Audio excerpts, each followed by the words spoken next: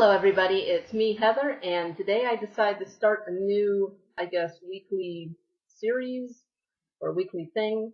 This is going to be Makeup of the Day Monday. So I'll post my last Makeup of the Day video. That got some pretty positive feedback, and so I decided that once a week I would do it on Mondays. I will upload a video of the makeup I'm wearing that day, just all the makeup I selected, and I'll just show you what I've used. It's kind of a way for me to kind of shop my stash a little more, play with a little more stuff that's not necessarily, some of it's newer, some of it I've had for ages. So today, there was kind of a general theme. My theme of the day kind of today was that everything is high end except for one item, because it's one drugstore item that I'm still testing. So let me just jump right in. There'll be like little mini reviews as we go, and here we go. So I always use eyeshadow primer, and I have not used this one in a while, and I love these actually. This is the Urban Decay Eyeshadow Primer Potion in Sin, and this is just like a champagne colored eyeshadow primer. I love using this, and I haven't used it in a while. These are fun because they really, obviously, it keeps your eyeshadow from creasing or fading throughout the day, but also since it already has like a color to it, it plays with the colors of your eyeshadow, so it changes it. So I'll show you the eyeshadows that I'm wearing on top of it. This is the last day of me testing the Nudes, Maybelline's new eyeshadow palette, and today I used this last quad of colors right here to create the look I'm wearing today. And so I'm finally ready to give you guys a full review on this, and I'll post a video review on this and probably do a look with it in the video later this week. But I went ahead and I used just this quad of colors to create my eye look. I use this all over my lid. I use this in the crease, but then I use this on the outer corner and under my eye, so that big line you see right here. I use this basically as a shadow base for the eyeliner to help deepen that. And then I use this kind of taupey color just on my brow bone and to blend out the colors. So I will give you my full review on this palette later this week, because I know a lot of you have been asking about it. So I did my eyes, like that part of my eye makeup first, because usually I would just go ahead and do my foundation, concealer, and powder first, but since I was testing this, I wanted to see how the fallout was on this, and I'm not saying another word. You'll just have to wait till I post the full-on video review for this later this week. So with that done, just the eyeshadow primer, I went ahead and started doing my face makeup. And this I haven't used in forever. Too Faced Primed and Poreless Skin Smoothing Face Primer. Everybody raves about this, and I've had this for a long time, and for some reason I never used it. So the day when I used it, I was like, this is really nice. I am a big fan of primers. I always use primers with my foundations, unless I'm using a drugstore one and I'm testing it out. Then a lot of times I'll just try out the drugstore one without primers, since there are not a lot of drugstore primers right now.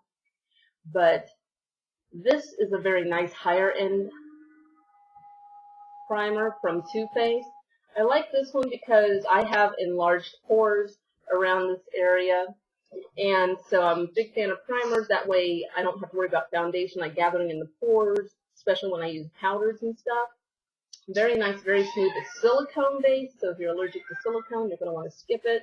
And then this foundation, that I used this foundation like crazy last year, and I never really talk about it on here, because once the beginning of this year, it kind of got hidden in my stash, and I haven't been using it. This is the Stila, and it's a foundation stick. It has the green core to help like reduce redness, and it's called the Color Correcting Stick.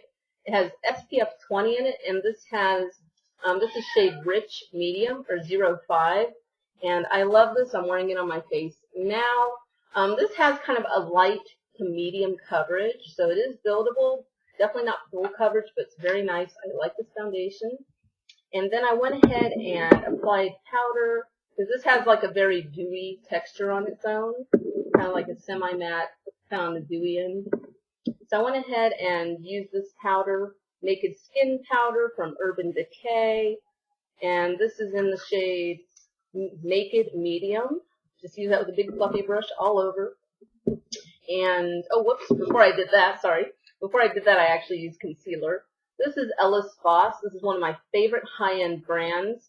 This is in the shade S206, and it's just a twist-up concealer. I applied that underneath my eyes, do kind of the triangle shape, you know, and then I just used like a buffing brush to blend it in. Then I applied my powder. Then I went back to my eyes. So I love this about Urban Decay. I love that they have different shades of black. They're the only brand I know of that really like has different shades of black. I mean, it's not black and gray, black and charcoal. It's straight up, these are black. So you got Zero, which some people are like, well, why do they have Zero? Why do they still have Zero? I love Zero. I use Zero on my top lash line. This was a nice way for me to get definition without getting goth out. And I also used it underneath my eye here. But then on my waterline, I went ahead and used Perversion, which is like your black is black. So can you see the difference there? Let me zoom in for you guys. You got Zero on the top and you got Perversion on the bottom.